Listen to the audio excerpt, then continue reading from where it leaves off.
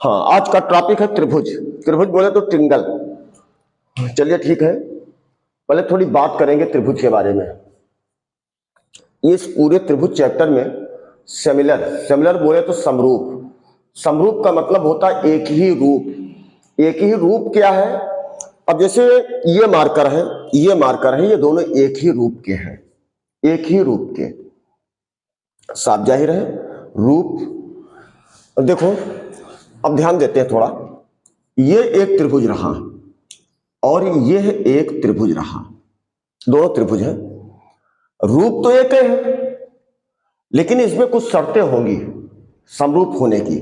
समरूप का निशान ये है, थोड़ा इसको बोलते हैं, इस निशान को समरूप। देखो मैथ में लिखा कम जाता है, चिन्हों पर ज्यादा आधारित रहा जाता है। ये निशान रहा समरूप। और देखो सर्वांगसम, सर्वांगसम का मतलब ये निशान होता है, इसको बोलते हैं सर्वांग सम। सर्वांग सम, सर्वांग सम बोलते हैं, ऐसा रहा। तो चलो इसी के ऊपर पूरी चर्चा करनी है, इसी पर पूरी बात करनी है और इसी पर यह वीडियो देना है। क्योंकि कमेंट में बहुत मिला है कि हमको जो है त्रिभुज से संबंधित चाहिए चैप्टर।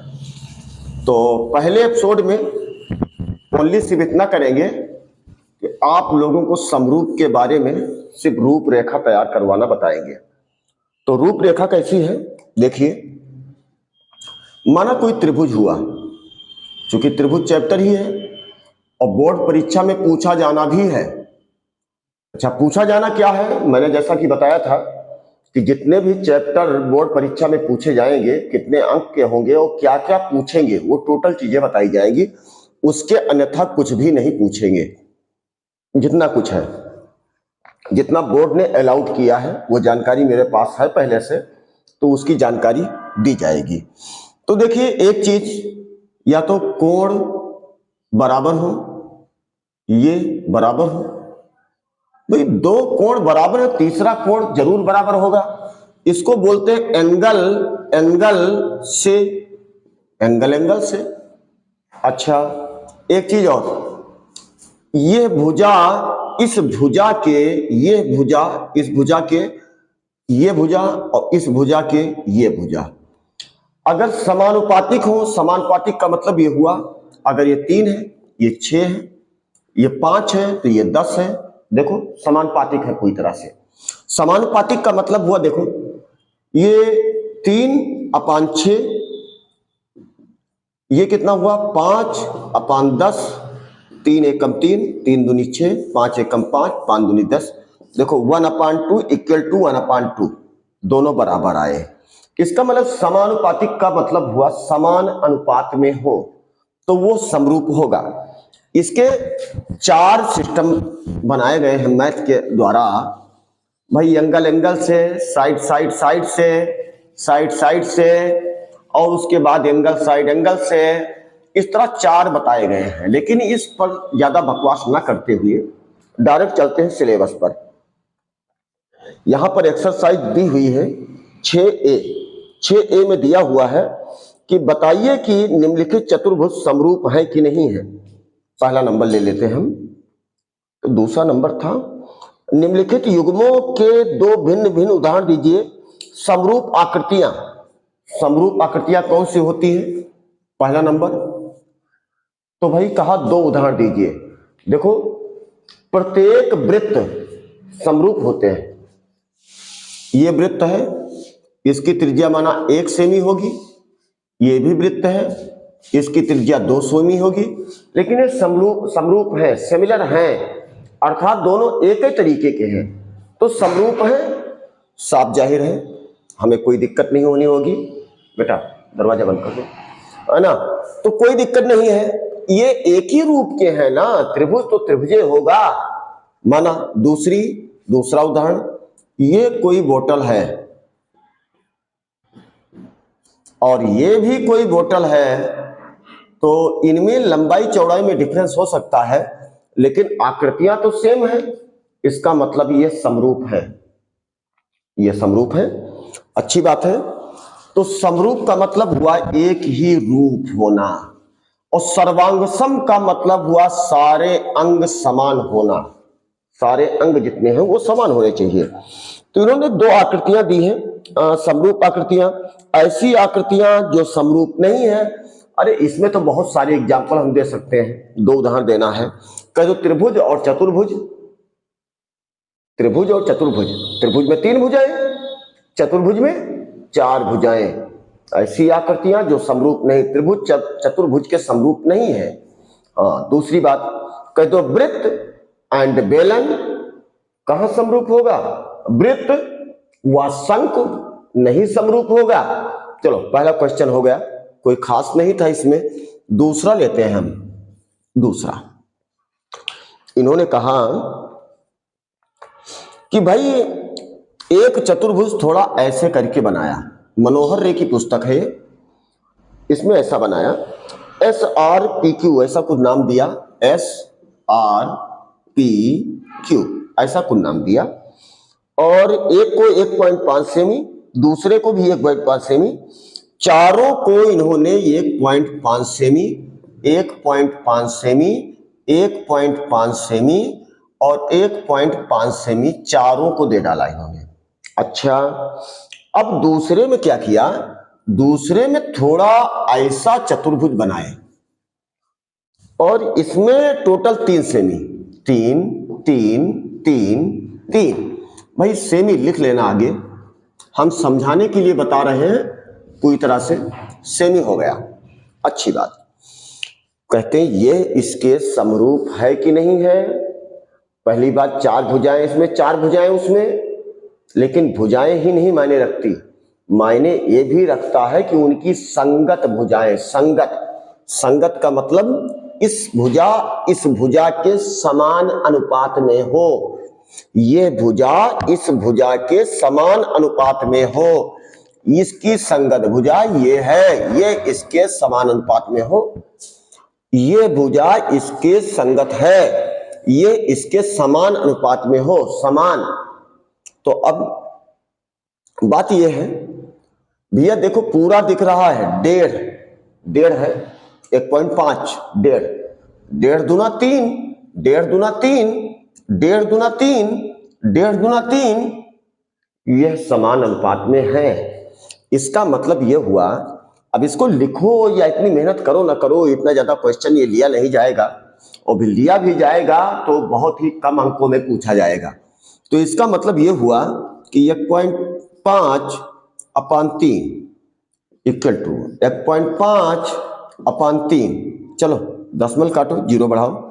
अब इसे चारों भुजाओं कर दो तो क्या फर्क पड़ता है? 15 एकम 15 दूना 30, दशमलव काटे, एक संख्या आगे, एक 0 बढ़ा दो, 15 एकम 15, 15 दूना 30, 1/2 इक्वल टू 1/2, समानुपात पे है।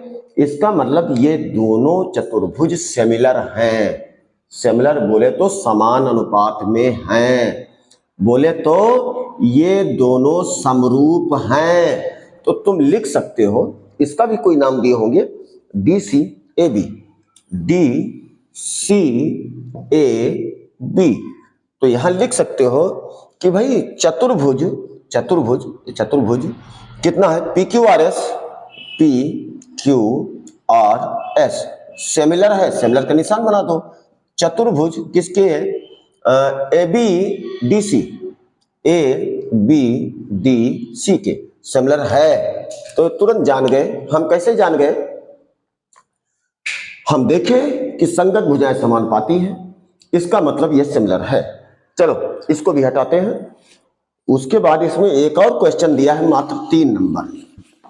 3 नंबर के बाद इस एक्सरसाइज को उन्होंने अलग किया है। तो इसके जितने भी सवाल हैं मिलते रहेंगे, ऐसी कोई खास बात नहीं है। त्रिभुज चैप्टर कठिन माना जाता है, लेकिन देखना कितना सरल हो जाएगा ये सबके लिए। तो लोग कठिन कहते हैं, स्टूडेंट ज्यादा कठिन कहते हैं। देखो अगली आकृति दी हुई है 3 नंबर में, बताइए कि ABCD और PQRS समरूप है या नहीं है? हाँ बहुत अच्छी बात, समरूप है कि नहीं है? तुरंत एक ऐसी आकृति बनी आई, इसमें नाम दिया ABCD, ABCD डी, कुछ ऐसा ही लिखा इन्होंने।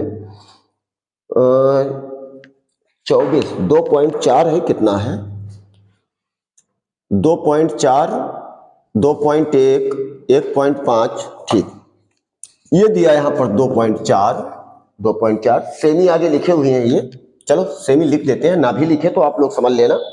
2.1 अच्छी बात, 2.1, 1.5, 1.5, 2.5 तो 2.5, चलो सेमी सब में कर देते हैं, मिस्टेक वाली बात ना रहे। उसके बाद एक और दूसरी आकृति फिर ऐसे ही बनाए हैं, ऐसे बनाए दूसरी आकृति, इसमें क्या किए हैं 4.8, अच्छी बात, इसमें दिए 4.2, 4.2 सेमी, यहां भी सेमी, इसमें दिए हैं 3.0 सेमी, अच्छी बात, इसमें दिए हैं 5.0 सेमी, ठीक है लिखा हुआ है। आओ देखें 15, 2 न 30, 1.5 अपान 3.0 संगत भुजा ना, ये इसके संगत भुजा है, कर दिया बराबर, कोई दूसरी भुजा लेते हैं, ये भुजा इसके लेते हैं, साइन अलग अलग करते हैं, देखो साइन मतलब निशान, इसमें ऐसा निशान लगाए, इसमें थोड़ा जीरो जैसा निशान लगाए, ये किया 2.1, यहां 4.2, चलो और बराबर लगा डालो, क्या दिक्कत है, इसके संगत भुजा देखो गुणा लगा दिए, इसके संगत भुजा 2.4 अपान 4.8 बराबर, चलो दूसरी को भी ले लेते हैं, उसमें क्या दिक्कत है, 2.5 कितना 5.0। अब देखो सिमिलर है कि नहीं है, ये निश्चित ही समान अनुपात में है, सो ये सिमिलर है, समरूप है। देखो क्या दिक्कत है, एक संख्या पहले दशमलव काटे, दशमलव काटे, एक संख्या पहले, एक संख्या पहले काटे, काटे, देखो सब में वही हो रहा है, एक संख्या पहले दशमलव है तो एक संख्या पहले काट दिए, 15 एकम 15, 2 न 30, 21 2 न 42, 24 2 न 48, 25 2 न 50, ये सब में आ रहा है 1/2 इक्वल टू 1/2 इक्वल टू 1/2, इसका भी सिमिलर है, क्या दिक्कत है, अगर संकट भुजाएं समानुपातिक हैं तो वो सिमिलर होंगे, कैसे होंगे आगे चैप्टर में और अच्छी तरह से बताएंगे तुम्हें। चलो इसको भी हटाते हैं,